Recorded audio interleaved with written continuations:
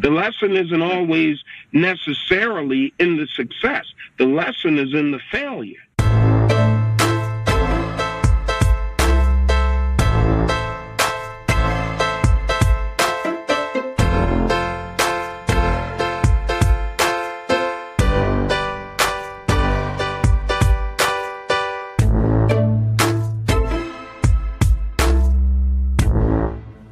Good evening, ladies and gentlemen, and welcome to another episode of the Scar Tissue Podcast. I'm your host, Fabian DeMarco, and if you're new to the podcast, then let me give you a little bit of a rundown on what we do, we being me and my awesome crew of myself and I. I spend time with successful people in all different walks of life that I personally find interesting. And I seek to understand the journey that they've gone on and the lessons they've learned along the way that have helped them with their success. I seek to not just understand the things they've got right, but also the things that they've got wrong. So, which is why it's called scar tissue, because you can't get to anywhere great without having a few scars, and every scar tells a story. So we really try to get into those stories with my guests. And the guest I have today is quite an example of someone who's able to achieve remarkable things against all odds. He became a multimillionaire on the streets before he was 24 through crime. He came from the Fifth Ward in Houston, which is the ghetto, and that was his surroundings, that was his environment. And he has such a rags to riches story that goes beyond that street life and goes into the world of music and entertainment and sets up the world's most successful independent hip-hop label called RapALot Records. Then he goes into the boxing management industry, and he ends up managing and discovering people like Mayweather and Andre Ward. These are the biggest names in boxing, and that you wouldn't have heard of them if it wasn't for this guy. And this guy's name is Jay Prince.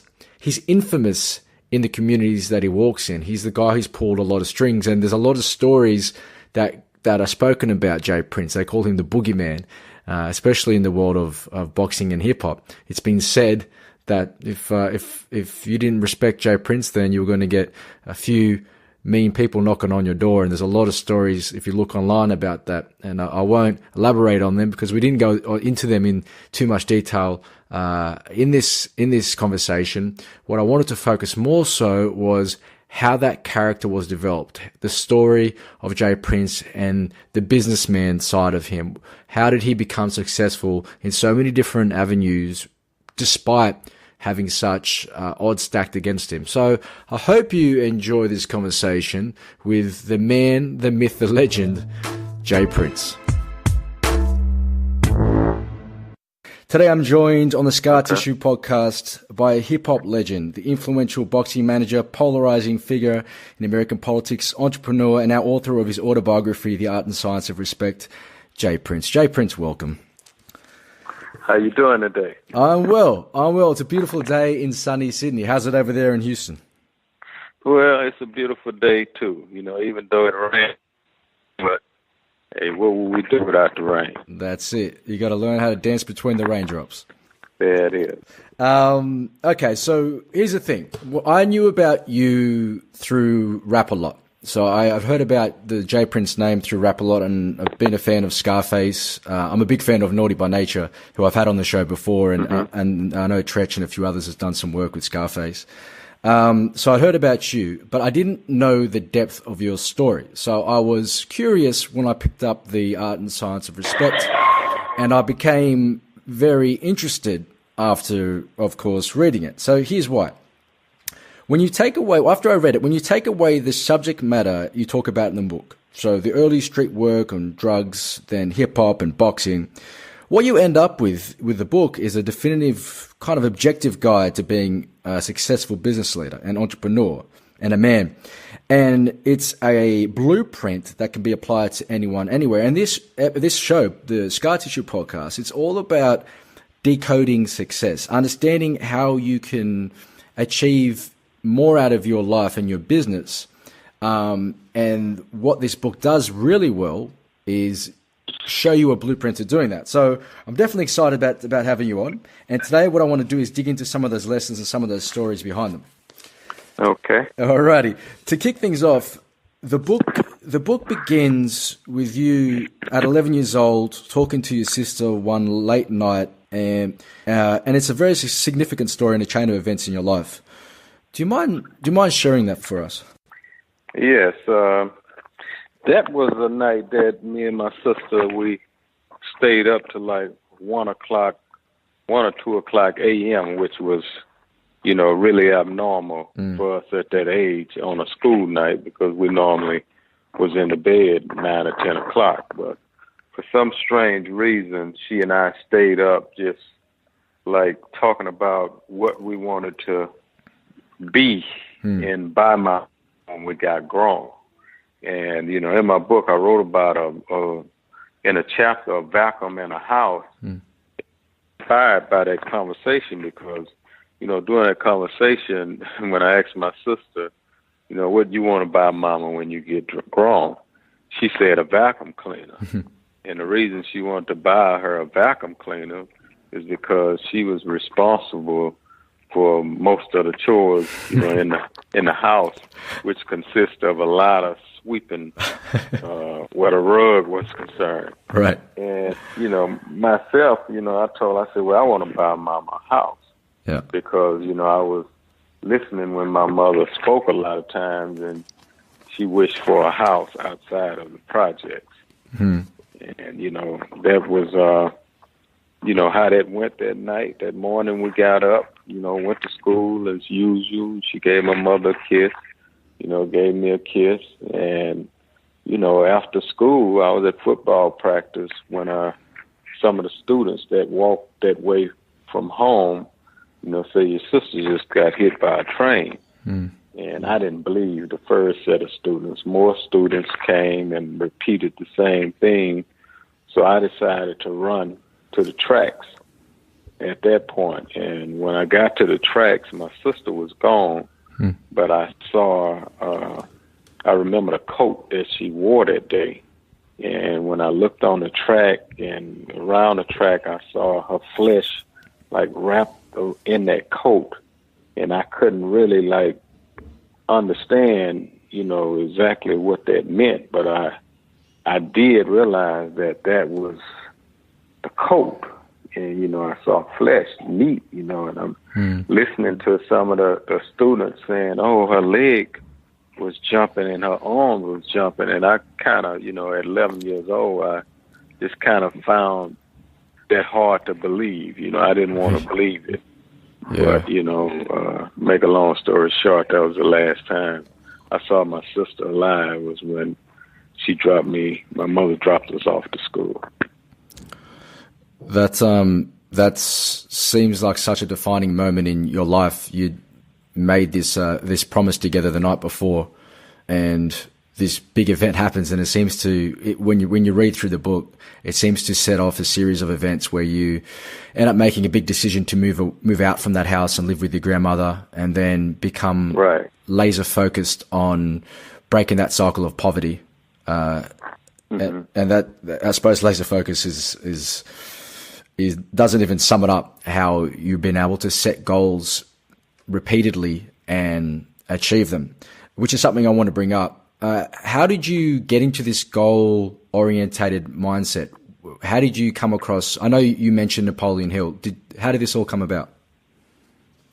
Well, I think I always had goals in my mind, you know what I mean, and in my heart of what I wanted to do. But, after reading the Napoleon book, it really taught me the importance of writing it down, and then it taught me the importance of prioritizing it. It really, opened my eyes to structure where your goals are concerned, and a better way of reaching them. So it helped me in that capacity. But I always had goals. I always had dreams. But having them is one thing, putting a plan together to attain them is another. And then actually achieving them is another whole thing altogether. So you had a goal back then, before you started RapALot Records, to buy your mother a house, which you did end up doing through the streets. How did you get into the street business? Well, I mean, I've always been in the streets, as I wrote in my book. One of my, I had many ways that I practiced in the streets, even as a kid. You know, one of my first episodes was, you know, my friend James Ryan's father was growing some marijuana plants, you know, on the side of the house amongst some pretty corn on the cob and some tomatoes. And there was these big, strange plants in the midst of all of those, and I had no idea what they were until I overheard a conversation on the block. Yep. And, after hearing that conversation and after hearing many other conversations that I was privy to, that caused me to want to sample things in the street. Right. So you're an opportunist from day one, and you this theme of being an opportunist kind of comes out through the whole thing when you talk about your story of selling eggs and cutting grass and having these multiple kind of avenues and revenue streams that you were going on at such a young age, which is really cool. But one thing I want to know then, you were a successful person in the streets before you even go into RapALot Records. What do you think made you so successful out there? Prayer and answered prayer. You know what I mean? Right. I have this saying that if God be for you, the world could be against you. And, you know, even though, you know, I've done a lot of things in a calculated manner, I give all credit to God for saving me in the midst of my ignorance. Because, you know, I would be the first to admit, you know, I was ignorant in a lot of things that I'd done, and not knowing I was being that ignorant. So he protected me. He saved me in the midst of my ignorance. And at a young age, you know, I snapped. So it wasn't a long journey of bondage for me. You know, I snapped at a tender young age, and I never looked back. And that brings me to the closet. So there's a really another defining moment, milestone within the book is essentially when you go in the closet and you're this street guy, and then you leave it as this new man who has a clear direction into what he wants to do. He makes a promise or has answers to God. So can you talk about why you went in there and what happened in there? Yeah, the closet episode was a spiritual warfare that was taking place inside of my spirit. You know, all of my life, I've been a praying person. And, you know, when I was in the streets, you know, my prayer every night or every morning before I got into bed, Lord, before you take my freedom or take my life, give me a warning. Right. Give me a sign. And, you know, as I tell everybody, I had many signs, but it was, you know, a particular one that convicted my spirit, and, you know, I knew it was real, you know, and most of all, I was obedient to it at a time when it wasn't comfortable to be obedient. Right. Well, you can imagine that the temptations for the life you were provided by what you're generating from the streets would constantly be pulling you back in, and that's that side of evil, that side of devil, constantly trying to negotiate you back against your promise. Which I do want to go into now is into RapALot. So you come out the closet and you're focused on now pursuing the label industry and the hip hop music industry. And at its peak, RapALot was, I believe, the world's largest independent hip hop label, but it wasn't an overnight success. So in building that empire, what were some of the obstacles and tough decisions you had to make? One of the toughest decisions that I made, and one of the most rewarding decisions I made at the same time, it was tough and rewarding, was transitioning from the streets to corporate America. Right. You know, that transition wasn't an easy transition because it's almost like a drug addict. You know, when you have been, doing something for so long a certain way, you become, immune to it to a certain extent. The whole thought process is that of the jungle if you live in the jungle. Right. And I had to I had to go through a sobering moment, rehabilitate myself, my mind, my spirit. Yeah. And, that's what it came to. I was able to accomplish that. And like I tell everybody, I was blessed beyond my expectation for being able to do that. And what allowed you to do that? Because like we were just saying, that temptation to get pulled back into the life that was rewarding you financially would have been calling constantly, especially in those hard, tougher years when you're just getting started and you weren't selling records and you weren't getting the calls picked up. Mm-hmm. What allowed you not to sway back to old ways? Well, it was my faith. You know what I mean? When you really grounded in your faith and you really have a relationship with that higher source of power, then you can reach within your inner self and do things that you don't even think you can do. Yeah, right. You know what I mean? Mm-hmm. And I was able to do that. And I think a lot of brothers around the world are able to do the same thing. It's just about tapping into that power that's greater than the power of temptation or greater than the power that, keep a person in bondage. Right. That absolute faith.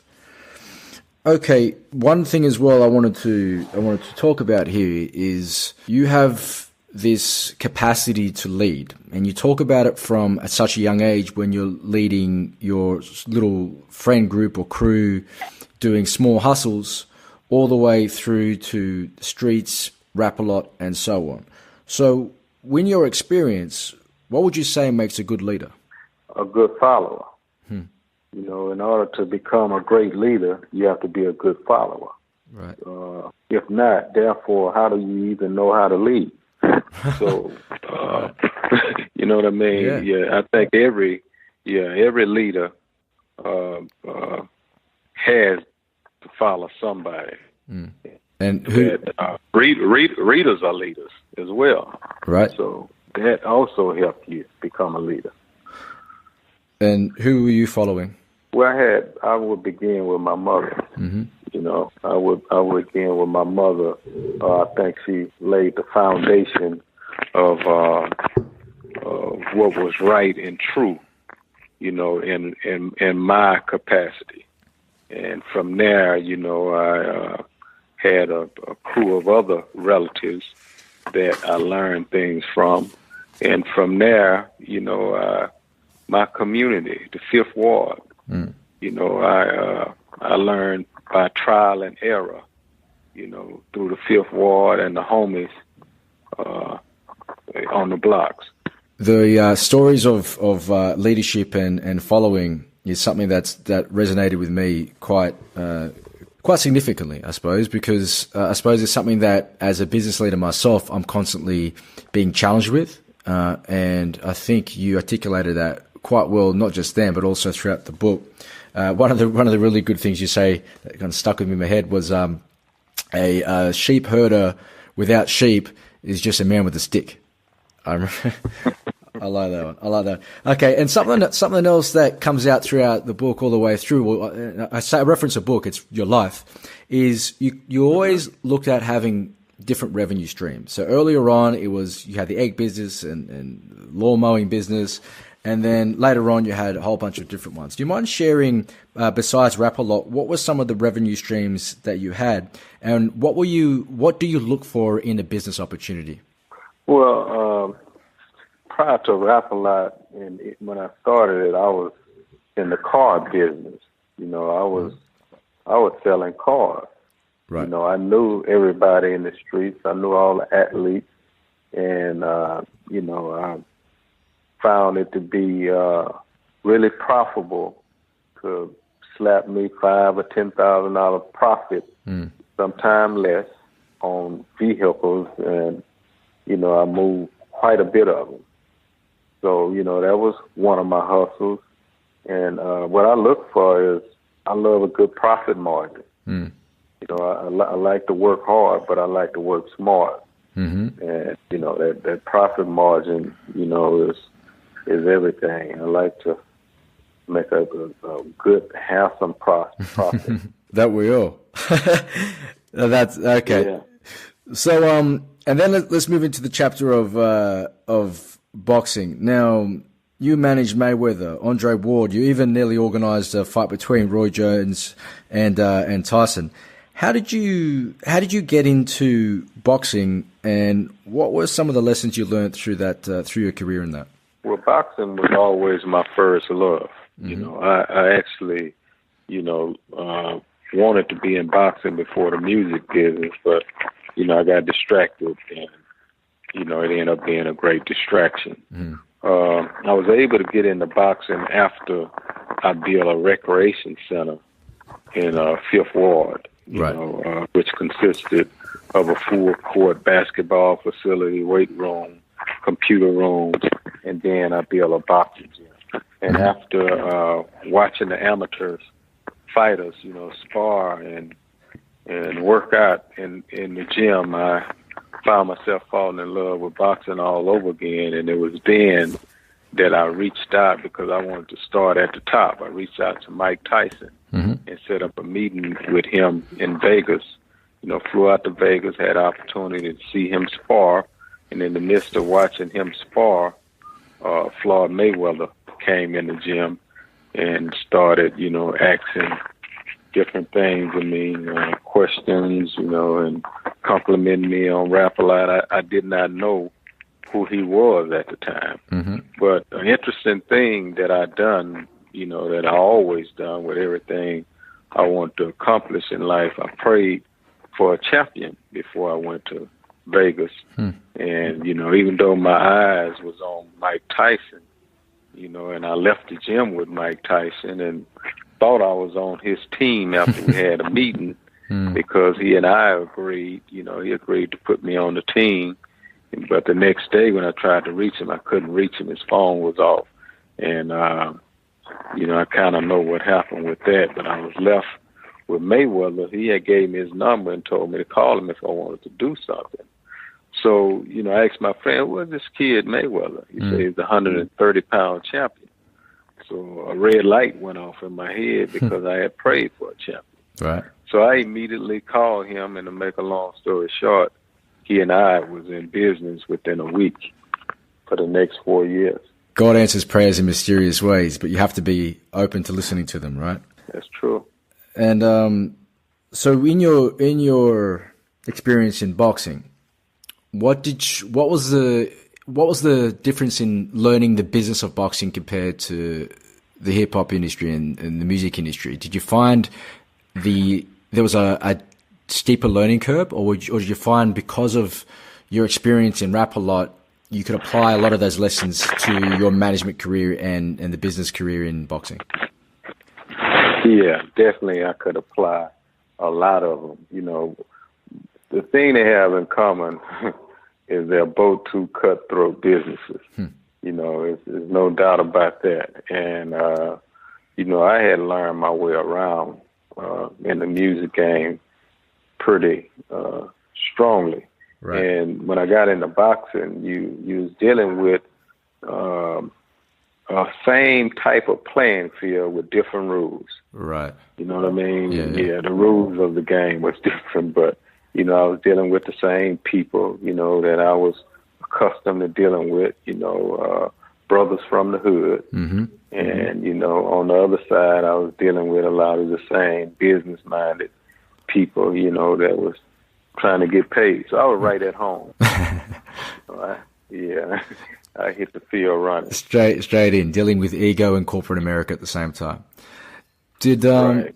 Do you think you would have been as successful in your boxing career or been able to attract the talents like Andre or Mayweather, or even get some time in with people like Tyson, if you hadn't been so successful with RapALot?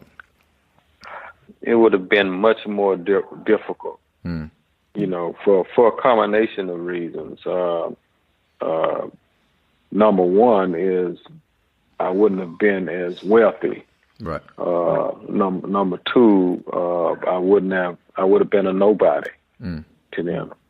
You know what I mean? And starting off broke and starting off without a name can be it's a complicated hill to climb. Right. Right. Yeah, don't worry. You're preaching to the choir on that one. That makes me think about something else that comes out quite a lot in your life is the art of negotiation. And you talk about how being successful gives you a leg up in negotiations, right? So if you haven't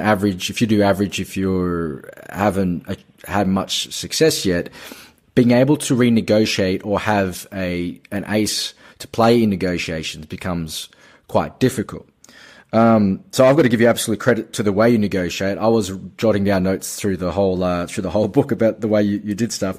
Do you mind sharing the story about how you negotiate or renegotiated your deal with Priority Records and distribution, and the one that the lawyer told you could not be changed?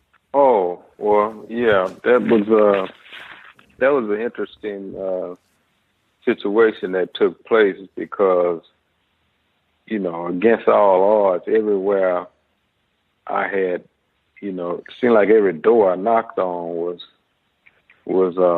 trying to distract me and tell me, you know, you have a contract and, you know, you have to wait till your contract is up. And, you know, I had read somewhere in the Think and Grow Rich book where, and it may have been the black version because I read two different versions. Right.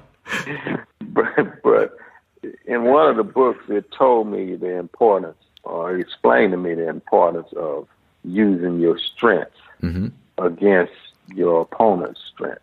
In other words, wherever your strengths lie, that's where you use your strength against the competitors, whatever they have before you. And that's what I decided to do. That's where the mind frame came to reach out to these guys and you know, try and have a conversation with them, you know, a fair one, as that, because, you know, I had really proven myself at this point where I had sold a significant amount of records, and, you know, they didn't want to show me the respect that I knew, you know, I had deserved and earned.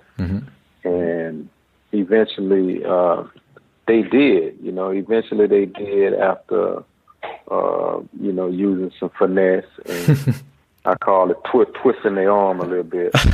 and what was so unique about the ending of that story is, you know, they could have gotten me so much cheaper than what they ended up paying me, because I just wanted a little relief, you know, just give me a little respect, a little relief. And they ended up giving me twice or three times the amount of relief that was up for discussion in the beginning.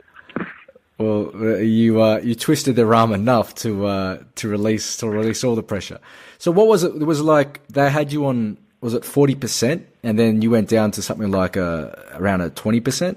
Yeah, like 18. Yeah, it was under the 20. Yeah, and then the other thing you talk about is you also had, by that time, had enough experience to understand how they were going to try to get you on the back end with the manufacturing percentages as well. So you also were able to negotiate that down, so you really got a sweet deal at the end of it. Oh yeah, no, it was the beginning of my rise of being in control in the music game, because prior to that I was allowing someone else to handle the administrative part and negotiate the deals. Right. It wasn't my work, But when I took over, I made my presence felt. And why was it important for you to have control over RapALot and those deals? Because, I was working hard, and part of the reason I sacrificed so much and worked so hard was because I really wanted to break this poverty curse where my family was concerned.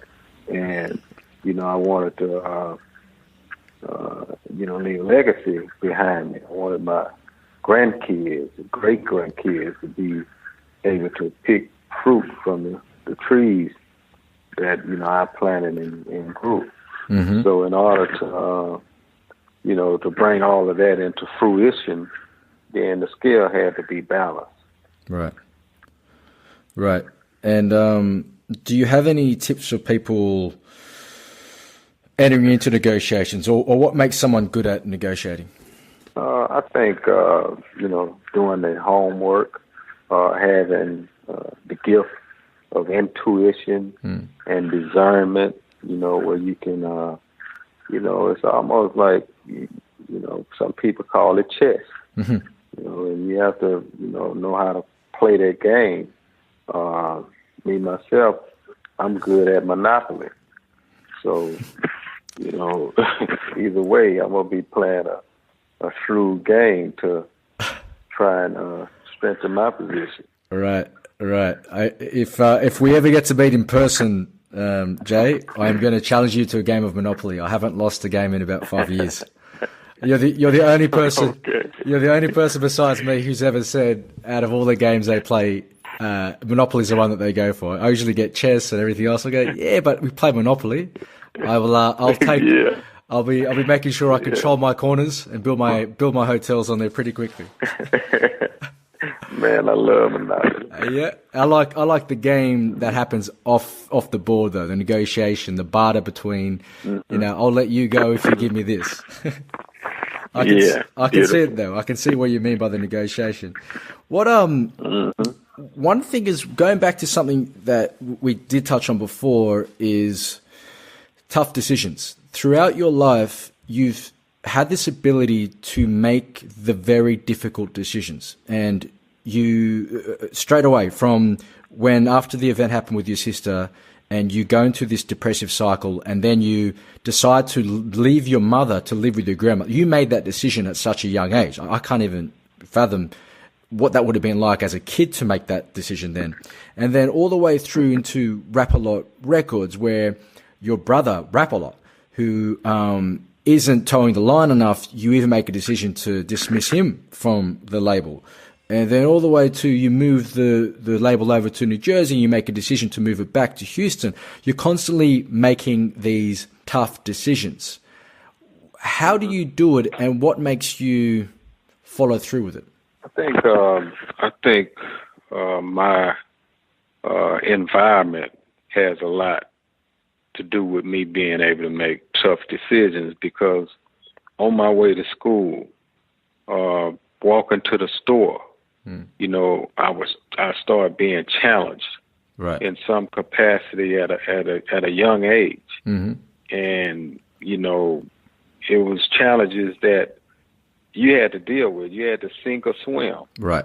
And I figured out a way to deal with the challenges. I figured out a way to stop guys with, way bigger than me with a lot of muscles and advantages to discourage them. Mm-hmm. I figured out how to discourage them from being that bully that, they was being toward other guys. Right. So when you have to deal with these type of things, then you kind of mature amongst your real years of life. And I think that happened to me because I remember the older guy, like 70-something years old, he named me 19.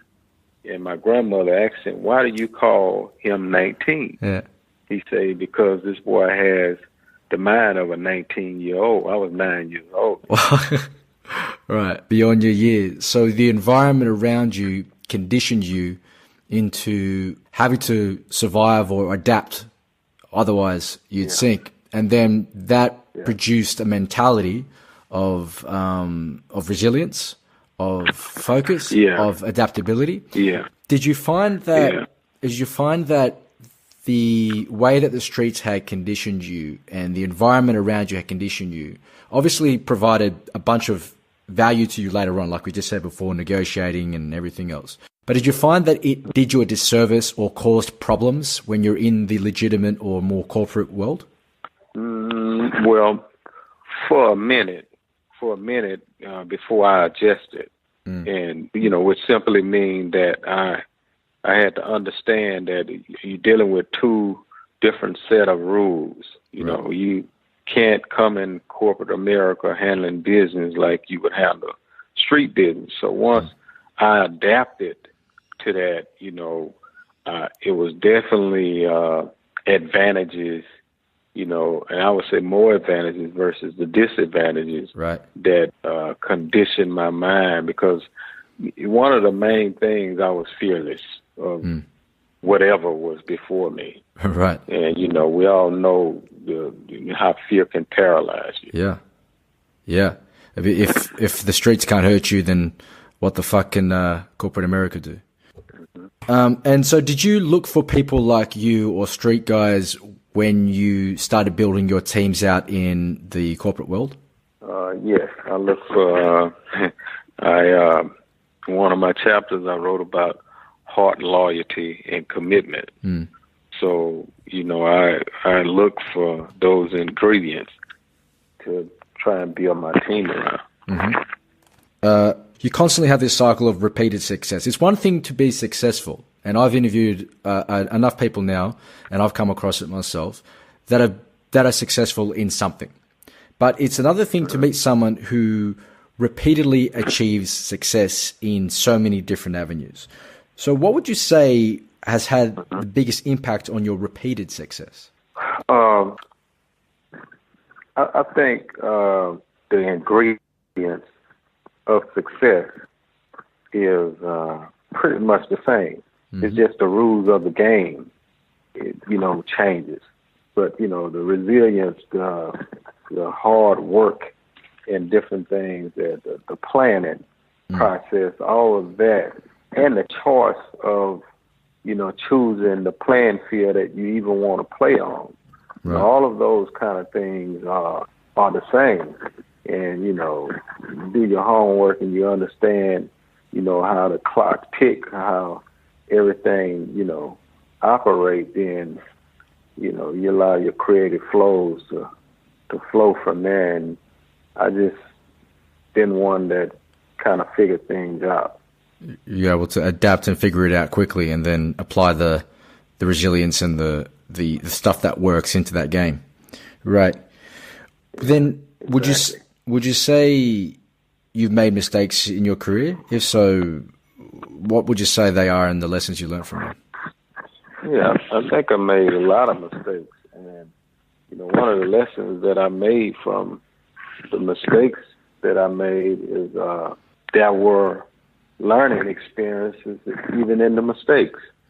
So mistakes, I never viewed that as a bad thing because I got some out of it. Right. I got a message out of the lesson. Yeah. So, that was a part of the trial and error of the journey it takes to get to the top, Right. Well, that's a part of it. If it don't rain, the grass won't grow. There we go. And that's why we call this podcast Scar Tissue. I believe you can't get to anywhere great without having a few scars, and every scar tells a story. Would you mind sharing, just for the sake of exploration, one of those career mistakes? Well, one of them, and that was a good one that I think was a real expensive one, was Vanilla Ice. All right. I discovered that guy. I had Vanilla Ice in the palm of my hand, wanting to sign and do whatever I wanted him to do. And the mistake was I gave that control to someone else and told him to sign Vanilla Ice versus seeing it through myself. So when I first heard Ice Ice Baby, I was excited because I know I had discovered him. I knew I believed in it. But when it came to closing the deal, I passed it on. And I passed it on to someone that didn't feel the same way I felt about it and decided not to sign it. Oh, man. About $100 and some million mistake. That's one mistake you are not going to forget, and you're going to learn the hell from. But it's funny, though, that because earlier on we were just talking about how the importance of regaining control over the business had in the success of RapALot. And earlier on in the days of RapALot, you just said there that you didn't have that control. You delegated that over to someone else, and that's where the mistake happened. An expensive $100 million mistake. So you can see that you not only learnt from it from a theoretical point of view, but from a practical point of view, you never let that shit happen again. That's right. Jeez, $100 million. That's a true story. That's I think wow. You will not forget that. There's something else that comes up in Napoleon Hill's Think or Grow Rich. It says, no mind is complete by itself. It needs contact and association with other minds to grow and expand. In your road to achieving your goals, who are some of the minds that you would often turn to? A lot of the lawyers. You know, I believe that a wise man has many counselors. So I would pick a variety of lawyers' mind in the music game, as well as, you know, I had a 114-year-old great-grandmother. What? That, you know, yeah. I used to love to sit under her and pick her brain as well. And then I had a father who was a wise guy. You know, he died at the tender age of 55, but he was super sharp, one of the smartest men I ever met. So, yeah, I did have access to those people, but also the Word of God. You know, the living Word, you know, one of the only books that I'm aware of where the words are actually breathing. Right. So, yeah, that as well. And in speaking of that, there's another theme that obviously that comes out throughout the book, and it's about land. It's about how one day you were driving to see your father in jail, and you noticed this land, and it was something that you hadn't noticed before, being in the area that you grew up in. You hadn't seen so much vast land and grass and greenery before, and it became something important to you. You always knew that you no longer just wanted a home for your mother, but you wanted land, you wanted vast land, and it opened your mind to horizons. And then one day you get the opportunity to buy the perfect ranch, the biggest, beautifulest piece of land that you had ever seen. Do you mind sharing the story of what happened then, though? Because I think it's important for everyone to listen about. It's a story of faith and priority. Actually, it was my uncle who I was going to visit in the penitentiary. Right. Riding with my grandmother. Right. And that caused me to really want land and dream. And when I had saved up $1 million to actually put on this piece of property, 1,000 and some acres of land, you know, I took the invitation that was extended to me by my pastor to come in a meeting with him and listen to the meeting that was. It was a meeting concerning the new development of the church, the new church that was being built. Right. And he respected my mind as an entrepreneur. So he wasn't asking me for anything. He just wanted me to attend the meeting to, you know, kind of give him my opinion on, you know, what moves to make. And as I was sitting in that meeting, you know, listening to everything from A to Z on plan A, plan B. It consisted of a 2-story building, and they wanted to just get the first floor done at this time. And, you know, they was talking about the budgets and this and that. And then they talked about 2 years later or whatnot, they would want to start on the second phase. And at that point, it was, you know, the spirit moved in me, you know, and I asked the question. I said, well, why not do the whole thing right now? And, you know, it kind of got quiet because Pastor wasn't expecting me to ask that question, neither were the guys. And everybody got quiet, and somebody said, well, you know, that's easy for you to say. Again, like a laugh, right? Like a joke. And so I asked the question. I said, well, what is the budget on completing the second half? And they told me a little over $1 million. And it was then, you know, I made a statement. Say, let's build it. And I missed everybody in the room but Pastor. You know what I mean? Because he understood if I said that, he understood, you know, that I was a man of my word, and he understood that, you know, I wouldn't have just spoke those words loosely. And, you know, he, at that point, he said, wait a minute. He said, wait a minute, brothers. Y'all didn't hear him. Y'all missed this. He said, he is saying to you all, let's build this, meaning that he is going to provide the funds to build it with. And at that point, you know, a lot of the guys really got overjoyed in there and started looking at me a little differently. Wow. I think the mouth would have, everyone's mouth would have dropped. What compelled you at that point to do that? Well, you know, it was one of those unexplainable moments to a certain extent, and the best way I can describe it is my spirit. You know, it's like I was moved. You know, I was moved, and I understood that where it was coming from. Right. Because, you know, if you think about it, this was my money from something that I had been planning on doing for a long time. You know, I was dreaming about a ranch and land since I've been a little boy.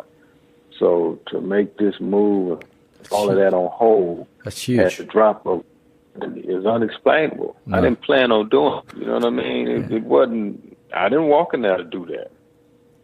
If they would have asked me about that outside of it happening the way it did, the answer would have been no. Yeah. You know what I mean? I got something else to do with this life. But you know that's the way it works sometimes, and that's the way it have worked with me. The different signs and different things that I've followed in my life has been a real blessing to me. And then you followed that, and you gave the money, and then later on you mentioned that it came back 20-fold.